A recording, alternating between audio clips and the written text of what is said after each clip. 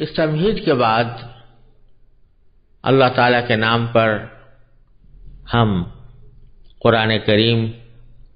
کا ترجمہ اور اس کی مختصر تشریح اور تفسیر کا سلسلہ شروع کرتے ہیں۔ اللہ تبارک و تعالیٰ اپنے فضل و کرم سے، اپنی رحمت سے اس کو اپنی رضا اور خوشنودی کے مطابق انجام دینے کی توفیق عطا فرمائے اور اس کو ہم سب کے لیے نافع اور مفید بنائے۔ اعوذ باللہ من الشیطان الرجیم، بسم اللہ الرحمن الرحیم، الحمد للہ رب العالمین، الرحمن الرحیم، مالک یوم الدین، ایاک نعبد و ایاک نستعین، اہدنا الصراط المستقیم، صراط الذین انعمت علیہم غیر المغضوب علیہم ولا الضالین۔ شروع اللہ کے نام سے جو سب پر مہربان ہے، بہت مہربان ہے۔ تمام تعریفیں اللہ کی ہیں جو تمام جہانوں کا پروردگار ہے، جو سب پر مہربان، بہت مہربان ہے، جو روز جزا کا مالک ہے۔ اے اللہ، ہم تیری ہی عبادت کرتے ہیں اور تجھی سے مدد مانگتے ہیں۔ ہمیں سیدھے راستے کی ہدایت عطا فرما، ان لوگوں کے راستے کی جن پر تو نے انعام کیا ہے، نہ کہ ان لوگوں کے راستے کی جن پر غضب نازل ہوا ہے، اور نہ ان کے راستے کی جو پٹکے ہوئے۔ یہ سورہ فاتحہ ہے اور اس کی 7 آیتوں کا ترجمہ ابھی آپ کے سامنے پیش کیا گیا۔ آپ نے ہمیشہ دیکھا ہوگا کہ قرآن کریم کی تلاوت کا ایک ادب یہ ہے کہ قرآن کریم کی تلاوت کرنے سے پہلے اعوذ باللہ من الشیطان الرجیم اور پھر بسم اللہ الرحمن الرحیم پڑھا جاتا ہے، اور اس وقت بھی ہم نے سورہ فاتحہ کی تلاوت کا آغاز کرتے ہوئے اعوذ باللہ من الشیطان الرجیم اور پھر بسم اللہ الرحمن الرحیم پڑھا۔ ان دونوں فقروں کا پڑھنا تلاوت کے لیے ایک سنت ہے۔ ان میں سے جو پہلا فقرہ ہے یعنی اعوذ باللہ من الشیطان الرجیم، یہ خود قرآن کریم کی کوئی آیت نہیں ہے۔ دوسری طرف بسم اللہ الرحمن الرحیم قرآن کریم کی ایک آیت ہے۔ اعوذ باللہ من الشیطان الرجیم جو قرآن کریم کی آیت تو نہیں ہے، لیکن قرآن کریم کی ایک آیت کی تعمیل میں یہ جملہ پڑھا جاتا ہے، کیونکہ سورہ نحل میں اللہ تبارک و تعالیٰ کا ارشاد ہے کہ فَإِذَا قَرَأْتَ الْقُرْآنَ فَاسْتَعِذْ بِاللَّهِ مِنَ الشَّيْطَانِ الرَّجِيمِ، یعنی جب آپ قرآن پڑھیں تو مردود شیطان سے اللہ کی پناہ مانگ لیا کریں۔ یہ تعلیم دی گئی ہے کہ قرآن کریم کو شروع کرنے سے پہلے شیطان سے اللہ کی پناہ مانگنی چاہیے۔ چنانچہ اسی حکم کی تعمیل میں ہر قرأت سے پہلے اعوذ باللہ من الشیطان الرجیم پڑھا جاتا ہے، جس کے معنی یہ ہے کہ میں شیطان مردود سے اللہ کی پناہ مانگتا ہوں۔ یہ تعلیم اس لیے دی گئی ہے تاکہ جب انسان قرآن کریم کی تلاوت کرے یا اس کو سمجھنے کی کوشش کرے تو وہ خالصتاً اللہ تبارک و تعالیٰ کی رضا کی خاطر ہو اور صحیح طریقے پر ہو، اس کے آداب کے ساتھ ہو، کہیں ایسا نہ ہو کہ شیطان دل میں کوئی ایسی باتیں ڈالے یا کسی ایسے کام پر آمادہ کرے جو قرآن کریم کی تلاوت کے ادب اور قرآن کریم کی حرمت کے منافی ہوں اور قرآن کریم کے صحیح مفہوم کو سمجھنے میں دشواری پیدا کرے۔ اس لیے یہ تعلیم دی گئی ہے کہ اعوذ باللہ من الشیطان الرجیم پڑھ کر قرآن کریم کی تلاوت کا آغاز کیا کرو۔ یہاں یہ بات بھی بیان کر دینا مناسب ہے کہ یہ اعوذ باللہ من الشیطان الرجیم کا جملہ یہ خاص طور پر قرآن کریم کی تلاوت سے پہلے پڑھنے کے لیے سنت قرار دیا گیا ہے۔ دوسرے کسی مقام پر ایسا پڑھنا سنت نہیں، جیسے بعض لوگ تقریر کے شروع میں اعوذ باللہ من الشیطان الرجیم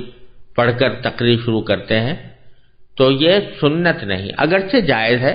کوئی ناجائز نہیں ہے، کوئی حرام نہیں ہے، اور اگر کوئی آدمی تقریر سے پہلے بھی اللہ تعالیٰ کی پناہ مانگے شیطان رجیم سے تو اس میں کوئی مذائقے کی بات نہیں، لیکن اس کو سنت نہیں سمجھنا چاہیے۔ سنت ہے صرف قرآن کریم کی تلاوت سے پہلے اعوذ باللہ من الشیطان الرجیم کہنا، اور ایک اور موقع پر بھی سنت ہے، بلکہ اس کا قرآن کریم نے حکم دیا ہے، وہ یہ کہ وَإِمَّا يَنزَغَنَّكَ مِنَ الشَّيْطَانِ نَزْغٌ فَاسْتَعِذْ بِاللَّهِ مِنَ الشَّيْطَانِ الرَّجِيمِ۔ تو یہ فرمایا گیا کہ اگر کسی وقت شیطان تمہیں کوئی کچوکا لگائے تو بھی اللہ کی پناہ میں آ جایا کرو، اللہ کی پناہ مانگا کرو شیطان رجیم سے۔ شیطان کچوکا کیا لگائے؟ اس کی کئی صورتیں ہوتی ہیں۔ ایک صورت یہ ہے کہ غصہ بہت زیادہ آ گیا، اور غصے کی حالت میں انسان بعض اوقات اپنے آپے سے باہر ہو جاتا ہے، اور شیطان اس کو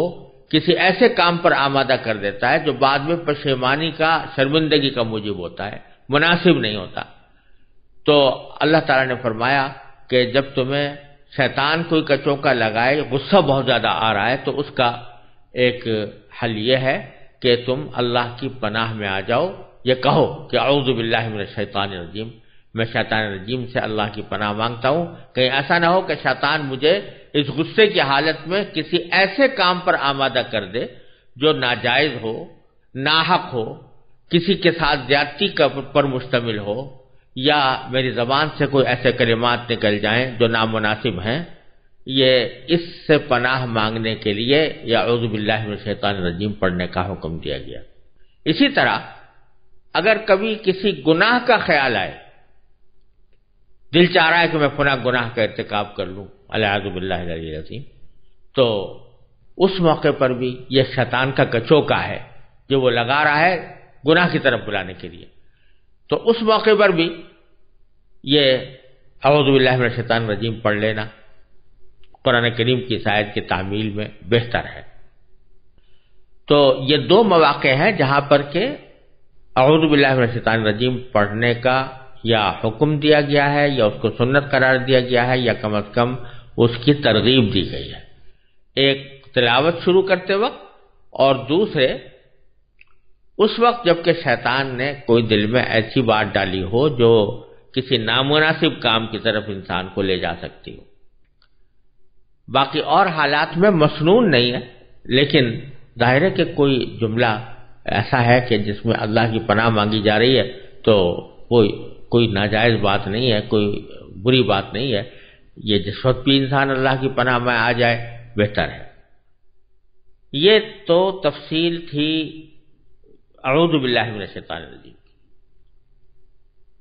اس کے بعد دوسرا فقرہ جو تلاوت سے پہلے پڑھا جاتا ہے وہ ہے بسم اللہ الرحمن الرحیم۔ یہ باقاعدہ قرآن کریم کی آیت ہے، اور اس کو ہر سورت کے شروع میں پچھلی سورت سے ممتاز کرنے کے لیے اس کو نازل کیا گیا تھا، اور یہ ایسی آیت ہے کہ جو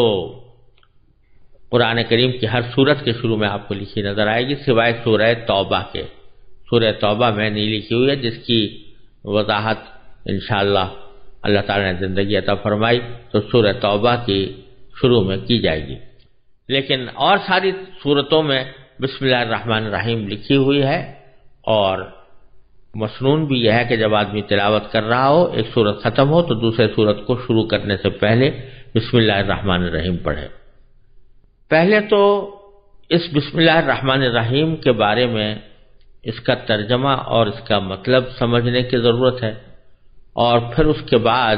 اس بسم اللہ الرحمن الرحیم کے احکام اور شریعت نے کن مواقع پر اس کو کہنے کا ہمیں حکم دیا ہے اس کی تھوڑی سی تفصیل انشاءاللہ عرض کروں گا۔ ترجمہ یہ ہے کہ اللہ کے نام سے جو رحمان بھی ہے رحیم بھی ہے، جس کا ترجمہ ہم نے یوں کیا کہ جو سب پر مہربان ہے، بہت مہربان۔ تو اللہ کے نام سے، اور ایک اس کا متعلق محذوف ہے جس کے معنی یہ ہے کہ میں شروع کر رہا ہوں اللہ کے نام سے، اس لیے ہم نے ترجمے میں کہا شروع اللہ کے نام، جو سب پر مہربان، بہت مہربان ہے۔ اللہ تبارک و تعالیٰ کے نام سے شروع کرنے کا رواج تو بہت پہلے سے تھا، اور قرآن کریم کے نازل ہونے سے پہلے خود نبی کریم صلی اللہ علیہ وسلم بھی جب کوئی کام شروع کرتے یا کوئی بات کہنا شروع کرتے یا کوئی تحریر لکھواتے تو بسمک اللہم کہہ کر لکھوایا کرتے تھے، جس کے معنی ہے اللہ آپ کے نام سے۔ لیکن جب یہ آیت کریمہ نازل ہو گئی تو اس کے بعد آپ نے اس کے بجائے یہی جملہ اختیار فرمایا، بسم اللہ الرحمن الرحیم، اسی سے ہر کام کو آغاز کرنے کا آپ نے حکم دیا۔ اللہ تبارک و تعالیٰ کا نام گرامی ہے، اور پھر اس کی دو صفتیں بیان فرمائی گئی ہیں، الرحمن الرحیم۔ دونوں لفظ رحم سے نکلے ہیں، رحمت سے نکلے ہیں، جس کے معنی ہے رحمان کے معنی بہت رحمت کرنے والا، اور رحیم کے معنی بھی بہت رحم کرنے والا۔ بظاہر تو یہ دونوں ایک جیسے الفاظ ہیں اور ایک ہی جیسے ان کے معنی ہیں، لیکن علماء لغت نے یہ بات بیان کی ہے کہ ان دونوں میں ایک اہم فرق ہے۔ رحمان بھی بہت مہربان کو کہیں گے، بہت رحم کرنے والے کو کہیں گے، رحیم بھی بہت رحم کرنے والے کو کہیں گے، لیکن اس بہت کی کیفیت میں فرق ہے۔ رحمان اس ذات کو کہا جائے گا کہ جس کی رحمت بہت زیادہ وسیع ہو، اس میں وسعت زیادہ ہو، جس کو آپ آج کل کی انگریزی اصطلاح میں کہہ سکتے ہیں کہ جو زیادہ ایکسٹینسو ہو، جس کی وسعت زیادہ ہو، زیادہ لوگوں تک اس کی رحمت پہنچنے والی ہو، اس کو رحمان۔ اور رحیم کے معنی یہ ہے کہ جس کی رحمت میں گہرائی زیادہ ہو، کہ رحمت جس پر بھی ہو مکمل طور پر ہو، جس کو اگر آج کی آپ عام فہم اصطلاح میں کہنا چاہیں تو یہ کہہ سکتے ہیں کہ جس کی رحمت انٹینسو زیادہ ہو، تو اس میں رحمان کے اندر وسعت ہے اور رحیم کے اندر گہرائی ہے اور مکمل ہونے کا مفہوم ہے۔ تو اسی لیے کہا جاتا ہے کہ باری تعالیٰ ایک طرف تو رحمان ہے، یعنی اللہ تبارک و تعالیٰ کی رحمت سب پر ہے، یہاں تک کہ دنیا کے اندر اس کی رحمت صرف مسلمانوں کے ساتھ خاص نہیں، غیر مسلموں پر بھی ہے، جانوروں پر بھی ہے، کائنات کی ہر چیز پر ہے، درختوں پر بھی ہے، جمادات پر بھی ہے، نباتات پر بھی ہے۔ تو رحمت اس کی ساری کائنات کے اوپر پھیلی ہوئی ہے، بہت زیادہ وسیع ہے۔ اس لیے رحمان کا ترجمہ ہم نے یہ کیا جو سب پر مہربان ہے، یعنی اس کی رحمت سب کو شامل ہے، بہت پھیلی ہوئی ہے، وسعت رکھتی ہے، بہت ایکسٹینسو ہے۔ اور رحیم کا مطلب یہ کہ رحمت کامل ہے، مکمل ہے، انٹینسو ہے، اس میں گہرائی ہے، جس پر بھی ہے وہ تکمیل کے ساتھ ہے، پورے طور پر ہے، اس میں کوئی نقص نہیں، اس میں کوئی کمی نہیں، اسی لیے ہم نے اس کا ترجمہ بہت مہربان سے کیا۔ تو اب آیت کا ترجمہ یہ ہوا کہ شروع اللہ کے نام سے جو سب پر مہربان ہے، بہت مہربان ہے، سب پر مہربان رحمان اور بہت مہربان رحیم۔ ایک فرق تو ان دونوں میں یہ ہے۔ دوسرا فرق یہ ہے کہ رحمان کا جو لفظ ہے وہ صرف اللہ تبارک و تعالیٰ کے ساتھ خاص ہے۔ اللہ تعالیٰ کے علاوہ کسی بھی فرد کو رحمان نہیں کہا جا سکتا، کیونکہ اس کی رحمت، اللہ تبارک و تعالیٰ کی رحمت، یہ وسعت کا اس میں اشارہ ہے، تو وسیع رحمت کسی کی بھی نہیں ہو سکتی۔ کوئی فرد دنیا میں یہ دعویٰ نہیں کر سکتا کہ اس کی رحمت یا اس کا رحم کائنات کی ہر چیز کو شامل ہے، کوئی بھی نہیں کہہ سکتا۔ یہ صرف اللہ تبارک و تعالیٰ کی صفت ہے کہ اس کی رحمت پوری کائنات کو شامل ہوتی ہے، پوری کائنات کے اوپر وسعت رکھتی ہے۔ لہذا رحمان کا لفظ کسی اور کے لیے، اللہ تبارک و تعالیٰ کے سوا کسی اور کے لیے استعمال کرنا جائز نہیں، حرام ہے۔ اگر کوئی شخص کسی انسان کو رحمان کہے تو یہ شرک ہے، کیونکہ اللہ تبارک و تعالیٰ کے ساتھ اس لفظ کا خصوصی امتیاز ہے، اور اللہ تبارک و تعالیٰ کے سوا کسی اور کو الرحمن کہنا جائز نہیں۔ اسی سے یہ معلوم ہوا کہ آج کل ہمارے معاشرے میں جو یہ غلط رواج پڑ گیا ہے کہ کسی کا نام عبد الرحمن ہے تو اس کو ایبریویٹ کر کے، اس کو مخفف کر کے رحمان صاحب کہتے ہیں، یہ بہت غلط بات ہے۔ رحمان کا لفظ سوائے اللہ تبارک و تعالیٰ کے کسی کے لیے استعمال نہیں ہو سکتا، لہذا اگر کسی کا نام عبد الرحمن ہے تو پورا نام عبد الرحمن لینا ہی چاہیے، صرف رحمان کہہ کر اس کو خطاب کرنا یا اس کا حوالہ دینا یہ درست نہیں، اور اندیشہ ہے کہ اللہ بچائے غیر ارادی طور پر یہ انسان کو شرک کے قریب نہ لے جائے، لہذا اس سے بہت زیادہ احتیاط کی ضرورت ہے۔ رحیم کا لفظ البتہ اس معاملے میں رحمان سے مختلف ہے۔ رحیم کے معنی ہوتے ہیں جس کی رحمت مکمل ہو، پوری ہو، تو یہ وصف چونکہ کسی انسان میں بھی اللہ تعالیٰ کی تخلیق کی وجہ سے ہو سکتا ہے کہ کسی انسان کو جب کسی کے ساتھ رحم کا معاملہ کرے تو مکمل رحم کا معاملہ کرے، لہذا رحیم کا لفظ اللہ تعالیٰ کے علاوہ بھی دوسرے کسی انسان کے لیے بھی استعمال کرنا جائز ہے، اور خود قرآن کریم نے کیا ہے، لَقَدْ جَاءَكُمْ رَسُولٌ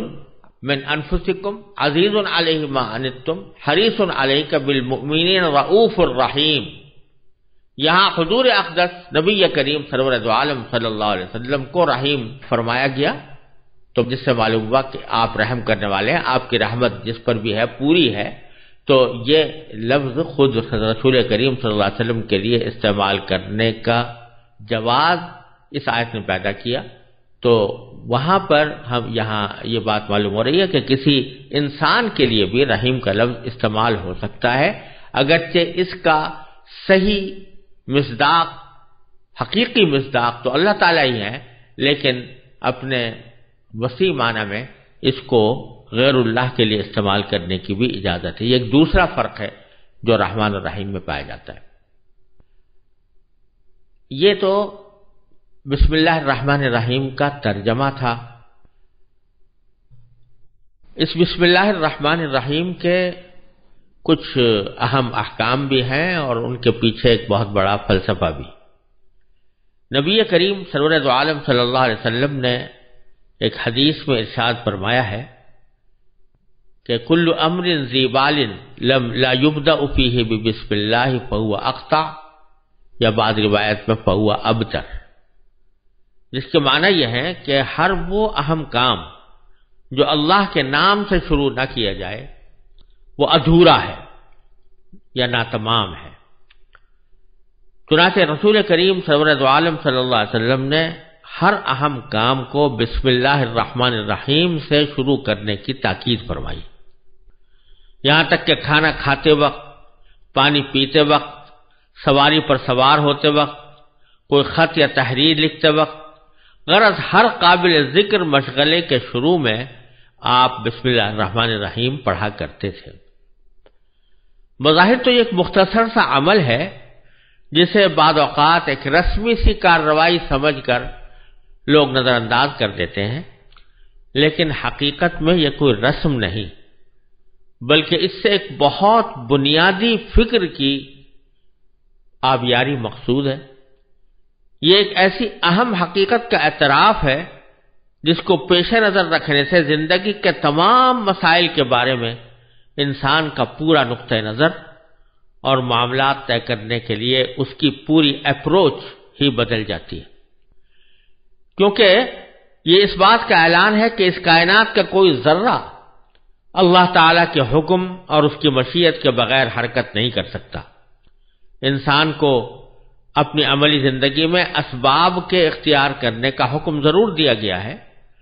لیکن نہ تو یہ اسباب خود بخود وجود میں آ گئے ہیں اور نہ ان اسباب میں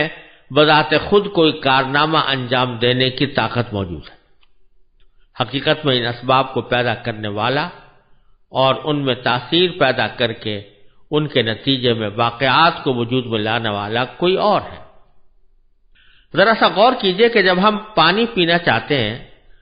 تو بسا اوقات غفلت اور بے دیانی کے عالم میں پی کر فارغ ہو جاتے ہیں۔ ایک ظاہر بین انسان زیادہ سے زیادہ اتنا سوچ لیتا ہے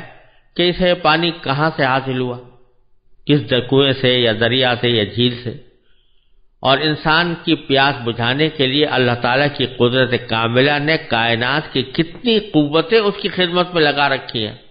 اور اس کے لیے کیسا عجیب و غریب نظام بنایا ہوا ہے، اس کا دھیان بہت کم لوگوں کو آتا ہے۔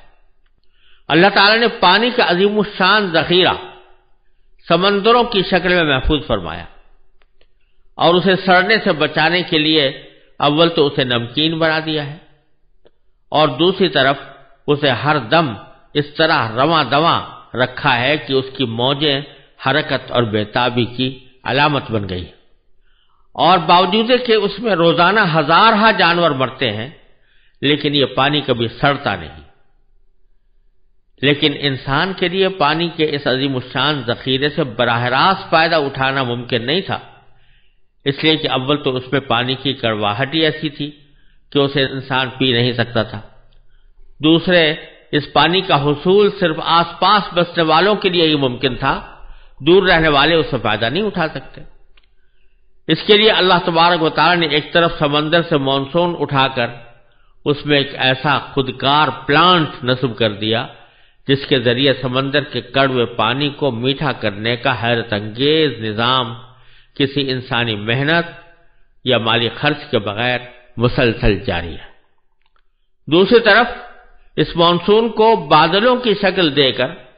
اللہ تعالیٰ نے ایک مفت ایئر کارگو سروس فراہم کر دی ہے جس کے ذریعے یہ سیال پانی ہوا میں تیرتا اور سینکڑوں بلکہ ہزاروں میل کی مسافت طے کرتا ہے، اور اس کی فضائی پرواز نے دنیا کے ہر خطے کو سمندر کا پانی میٹھا کر کے سپلائی کرنے کی ذمہ داری لے رکھی۔ لیکن نہ تو انسان یہ برداشت کر سکتا تھا کہ اس پر ہر وقت بادل چھائے رہیں اور بارش برستی رہے، اور نہ اس میں یہ طاقت تھی کہ وہ سال بھر یہ 6 مہینے کا پانی ایک ساتھ اکٹھا کر کے رکھ سکے۔ لہذا اللہ تبارک و تعالیٰ کی قدرت و حکمت نے یہ انتظام فرمایا کہ بادلوں کا یہ پانی پہاڑوں پر برسا کر اس کے منجمد ذخیرے برف کی شکل میں محفوظ فرما دیے۔ پانی کا یہ دل فریب کولڈ سٹوریج پہاڑوں کی چوٹیوں پر دلاویز نظارے تو فراہم کرتا ہی ہے، لیکن اس کا اصل کام ہماری پیاس بجھانے کا انتظام ہے۔ اسی کو قرآن کریم نے یہ ارشاد فرمایا کہ افرأیتم الماء الذی تشربون اانتم انزلتموہ من المزن ام نحن المنزلون، کہ ذرا غور تو کرو کہ وہ پانی جو تم پیتے ہو کیا تم نے اس کو بادلوں سے اتارا ہے یا ہم نے اس کو بادلوں سے اتارا ہے؟ ہم ہیں اس کو بادلوں سے اتارنے والے۔ پھر انسان کو یہ تکلیف بھی نہیں دی گئی کہ وہ اس برفستان میں خود جا کر اپنی ضرورت پوری کرے، بلکہ اسے سورج کی گرمی سے پگھلا کر دریا اور پہاڑی نالے بنا دیے گئے، اور اس کے علاوہ پانی کے سوتوں کے ذریعے زمین کے کونے کونے میں ایسی پائپ لائن بچھا دی گئی ہے کہ انسان جہاں سے زمین کھودے وہیں سے پانی برآمد ہو جاتا ہے۔ سمندر سے پانی اٹھا کر اسے پہاڑوں پر محفوظ کرنے اور پھر زمین دوز پائپ لائن کے ذریعے دنیا کے چپے چپے تک اسے پہنچانے کے عظیم الشان سلسلے میں کہیں بھی کسی انسانی عمل یا اس کی فکر و کاوش اور منصوبہ بندی کا کوئی دخل نہیں۔ انسان کا کام صرف اتنا ہے کہ وہ ان بہتے ہوئے دریاؤں یا زمین میں پوشیدہ سوتوں سے اپنی ضرورت کے مطابق پانی حاصل کر لے۔ اگرچہ یہ کام پانی کی سپلائی کے مذکورہ بالا قدرتی اور آفاقی نظام کے مقابلے میں نہایت محدود اور مختصر کام ہے، لیکن اس محدود سے کام کی انجام دہی میں بھی انسان بڑی مشقت اٹھاتا، بہت روپیہ خرچ کرتا اور کائنات کے دوسرے وسائل سے کام لیتا ہے۔ پانی کا ہر وہ گھونٹ جو ہم ایک لمحے میں اپنے حلق سے اتار لیتے ہیں، آب رسانی کے سارے طویل عمل سے گزر کر ہم تک پہنچتا ہے، جس میں سمندر، بادل، پہاڑ، آفتاب، ہوائیں، ندی نالے، زمین اور اس میں پوشیدہ خزانے، اس پر چلتے ہوئے جانور اور بالآخر انسان اور اس کے بنائے ہوئے آلات سب اپنا اپنا کردار ادا کر چکے ہوتے ہیں۔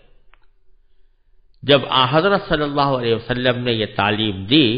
کہ پانی پینے سے پہلے بسم اللہ الرحمن الرحیم کہو، یا کم از کم بسم اللہ ہی کہہ دو، جس کا مطلب یہ ہے کہ اللہ کا نام لے کر پانی پینا شروع کرو، تو در حقیقت اس کا مقصد یہی ہے کہ پانی کی اس نعمت کے استعمال سے پہلے اللہ تبارک و تعالیٰ کے اس احسان عظیم کو یاد کرو،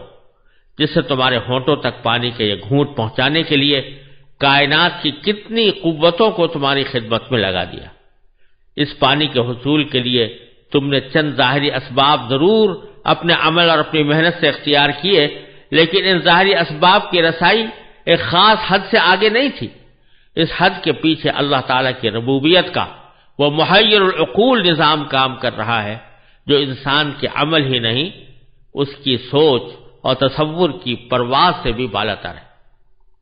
پھر ایک عام آدمی کو اس سے زیادہ کسی بات سے سروکار نہیں ہوتا کہ اسے پیاس لگی تھی، جسے اس نے ایک گلاس پانی پی کر تسکین دے دی، لیکن یہ پانی حلق سے اتر کر کہاں جا رہا ہے اور اس کے جسم کی کیا کیا خدمات انجام دے رہا ہے، اس کی طرف عام طور سے کسی کا دھیان بھی نہیں جاتا۔ ذرا غور سے کام لیں تو در حقیقت ہماری جسمانی مشینری کے ایک ایک پرزے کو پانی کی ضرورت تھی، جس کے بغیر یہ مشینری کام نہیں کر سکتی تھی، لیکن چونکہ عام انسان یہ بھی پتہ نہیں لگا سکتا کہ اس کے جسم میں کب پانی کی مطلوبہ مقدار کم ہو گئی ہے، اس لیے قدرت خداوندی نے اسے پیاس کی شکل میں ایک عام فہم میٹر عطا کر دیا، جو ہر عالم و جاہل، شہری اور دیہاتی، یہاں تک کہ ناسمجھ بچے کو بھی خود بخود یہ بتا دیتا ہے کہ اسے پانی کی ضرورت ہے۔ وہ اسے صرف اپنے ہونٹ اور حلق کی ضرورت سمجھتا ہے اور انہی دو چیزوں کو ترک کر کے مطمئن ہو جاتا ہے کہ پیاس بجھ گئی، لیکن در حقیقت پانی کا اصل فائدہ اس سے کہیں آگے ہے۔ وہ صرف ہونٹ اور حلق کی ہی نہیں بلکہ پورے جسم کی مانگ تھی۔ وہ حلق سے گزر کر جسم کے ہر اس حصے کو سیراب کرتا ہے جسے اپنی زندگی برقرار رکھنے کے لیے اس کی ضرورت تھی، اور اس طرح جسم کی اندرونی پائپ لائن کے ذریعے وہ پانی سر سے لے کر پاؤں تک ضرورت کی تمام جگہوں تک پہنچایا جاتا ہے، اور پھر جتنے پانی کی جسم کو ضرورت ہوتی ہے اتنا جسم میں باقی رہتا ہے، اور باقی حصہ جسم کی دھلائی کرنے کے بعد اپنے ساتھ مضر اجزاء کو بہا کر دوبارہ جسم سے باہر نکل جاتا ہے۔ مشہور ہے کہ ہارون رشید ایک مرتبہ پانی پینے کے لیے گلاس ہاتھ میں لیے ہوئے تھے۔ وہ اس گلاس کو ہونٹوں تک لے جانے لگے تو قریب ہی بیٹھے ہوئے بہلول مجذوب نے ان سے کہا کہ امیر المومنین ذرا ایک لمحے کے لیے رک جائیے۔ ہارون رشید رک گئے تو بہلول نے کہا ذرا بتائیے کہ اگر شدید پیاس کے وقت آپ کو یہ پانی نہ ملے تو آپ اسے حاصل کرنے کے لیے کتنی دولت خرچ کر دیں گے؟ ہارون رشید نے کہا کہ ساری دولت۔ بہلول نے کہا اچھا اب پانی پی لیجئے۔ جب وہ پی کر فارغ ہوئے تو بہلول نے پھر پوچھا کہ امیر المومنین ذرا یہ بھی بتا دیجئے کہ جتنا پانی آپ دن بھر میں پیتے ہیں اگر وہ سارے کا سارا جسم کے اندر ہی رہ جائے اور باہر نہ نکل سکے تو اسے باہر نکالنے کے لیے یعنی پیشاب کرنے کے لیے آپ کتنی دولت خرچ کر دیں گے؟ ہارون نے پھر کہا کہ ساری دولت۔ اس پر بہلول نے کہا کہ آپ کی ساری دولت ایک گلاس پانی کو جسم میں داخل کرنے اور اسے باہر نکالنے کی قیمت بھی نہیں ہے۔ کہنے کو تو یہ ایک لطیفہ ہے، لیکن واقعتاً یہ ایک ایسی سامنے کی حقیقت ہے جو بدیہی ہونے کے باوجود ہماری نظروں سے اوجھل رہتی ہے۔ یہ تو ایک پانی کی مثال تھی۔ روٹی کے نوالے کو لے لیجئے جو ایک لمحے میں ہم حلق سے اتار لیتے ہیں۔ ایک ظاہر بھی نگاہ صرف حد تک جاتی ہے کہ ہم نے اپنے کمائے ہوئے پیسوں سے بازار سے آٹا خریدا اور اسے روٹی تیار کر لی، لیکن بازار تک اس آٹے کو پہنچانے کے لیے کائنات کی کتنی طاقتیں سرگرم رہیں اس کی طرف عموماً نگاہ نہیں جاتی۔ انسان کا کام اتنا ہی تو تھا کہ وہ زمین میں ہل چلا کر اس میں بیج ڈال دے، لیکن کون ہے جس نے اس چھوٹے سے بیج میں ایسا پروسیسنگ پلانٹ لگایا ہوا ہے کہ اس میں سے کوپل پھوٹ نکلی؟ کون ہے جس نے مٹی کے دبیز تہوں میں اس کوپل کی پرورش کی اور اسے یہ قوت عطا کی کہ وہ اپنے منحنی جسم کی لچکدار نوک سے زمین کا پیٹ پھاڑ کر نمودار ہو اور ایک لہلہاتی ہوئی کھیتی میں تبدیل ہو جائے؟ پھر کون ہے جس نے اس پر چاند سورج کی کرنیں بکھیری، اسے لہراتی ہوئی ہواؤں کا گہوارہ فراہم کیا، اس پر بادلوں کا شامیانہ تان دیا اور اس کو جھلسنے سے بچایا اور اس پر رحمت کا مے برسا کر اس کی نشو و نما کی رفتار تیز کر دی، یہاں تک کہ ایک ایک کھیت میں سینکڑوں خوشے اور ایک ایک خوشے میں سینکڑوں دانے وجود میں آ گئے۔ قرآن کریم اسی حقیقت کو یاد دلاتے ہوئے کہتا ہے افرأیتم ما تحرثون اانتم تزرعونہ ام نحن الزارعون، ذرا بتاؤ تو صحیح کہ جو کچھ تم زمین کو گاہ کر اس میں ڈال دیتے ہو کیا تم اسے اگاتے ہو یا ہم ہیں اگانے والے؟ لہذا جب سرکار دو عالم صلی اللہ علیہ وسلم نے یہ فرمایا کہ کھانا کھانے سے پہلے بسم اللہ کہو تو اس کا مقصد اسی حقیقت کی طرف توجہ دلانا ہے کہ اس نوالے کا حصول صرف تمہاری قوت بازو کا کرشمہ نہیں بلکہ یہ اس دینے والے کی دین ہے جس نے اسے تم تک پہنچانے کے لیے کائنات کی عظیم طاقتوں کو تمہارے لیے رام کر دیا ہے۔ لہذا اس نوالے سے لطف اندوز ہوتے ہوئے اس دینے والے کو فراموش نہ کرو۔ یوں تو اللہ تعالیٰ کی یہ عطا اس کی ہر مخلوق کے لیے عام ہے، کھانا اور پانی جانوروں کو بھی ملتا ہے، لیکن جس انسان کو اللہ تعالیٰ نے عقل و شعور بخشا ہے اس میں اور بے شعور جانور میں اتنا فرق تو ہونا چاہیے کہ یہ باشعور مخلوق ان نعمتوں سے فائدہ اٹھاتے وقت غفلت کا مظاہرہ کرنے کے بجائے اپنے حقیقی محسن کو یاد کر لیا کرے۔ یہ یاد کرنا ہی در حقیقت بسم اللہ الرحمن الرحیم پڑھنے کا ایک اہم بنیادی مقصد ہے جو ہر کام کے شروع میں پڑھنے کی تلقین فرمائی گئی ہے۔ اور پھر اس کا ایک عظیم فائدہ یہ ہے کہ جب بھی آدمی کوئی کام اللہ کے نام سے شروع کر رہا ہے تو دوسری طرف وہ اپنے اس کام کی تکمیل کو اور اس کے انجام کو اپنے اللہ کے سپرد کر رہا ہے۔ جب وہ یہ کہتا ہے کہ میں یہ کام اللہ کے نام پر کر رہا ہوں، اللہ بھی کون؟ جو رحمان ہے اور رحیم ہے، تو اس کا مطلب یہ کہ میں اس ذات کے سپرد اس کام کو کر رہا ہوں جو بڑی رحمت والی ہے، جس کی رحمت وسیع بھی ہے، جس کی رحمت بہت گہری بھی ہے۔ میں اس کے سپرد کر رہا ہوں تاکہ میرے اس کام کو وہی اپنے فضل و کرم سے تکمیل تک بھی پہنچائے اور اس کا اصل مقصد بھی مجھے حاصل ہو۔ جب آدمی اللہ تبارک و تعالیٰ کی طرف اس طرح رجوع کر کے کوئی کام شروع کرتا ہے تو اول تو اس کام میں انشاءاللہ برکت ہوتی ہے، دوسرے یہ کہ اس عمل سے بندے کے اندر ایک عاجزی، درماندگی اور اپنے تواضع کا احساس پیدا ہوتا ہے، کیونکہ جب یہ بار بار اللہ تعالیٰ کے نام کا حوالہ دیتا ہے تو رفتہ رفتہ اس کے دل میں یہ شعور جڑ پکڑ لیتا ہے کہ وہ اس دنیا میں خالق اور مالک بن کر نہیں آیا بلکہ مخلوق اور اپنے مالک کا بندہ بن کر آیا ہے۔ یہ بندگی کا احساس اس کے دل میں تواضع، عاجزی، ہمدردی اور غمگساری پیدا کرتا ہے، اور فرعونیت، تکبر اور رعونت کے رذیل جذبات سے اس کی حفاظت کرتا ہے۔ لہذا اس بسم اللہ الرحمن الرحیم کو پڑھنے کا جو ایک سبق دیا گیا ہے یہ اپنے پیچھے حکمتوں کا ایک جہان رکھتا ہے، اور اسی لیے نبی کریم صلی اللہ علیہ وسلم نے فرمایا کہ اپنے ہر کام کا آغاز بسم اللہ الرحمن الرحیم سے کرو، اور اللہ تبارک و تعالی نے بھی اپنی کتاب مجید کا آغاز بسم اللہ الرحمن الرحیم سے کر کے اس بات کا سبق دے دیا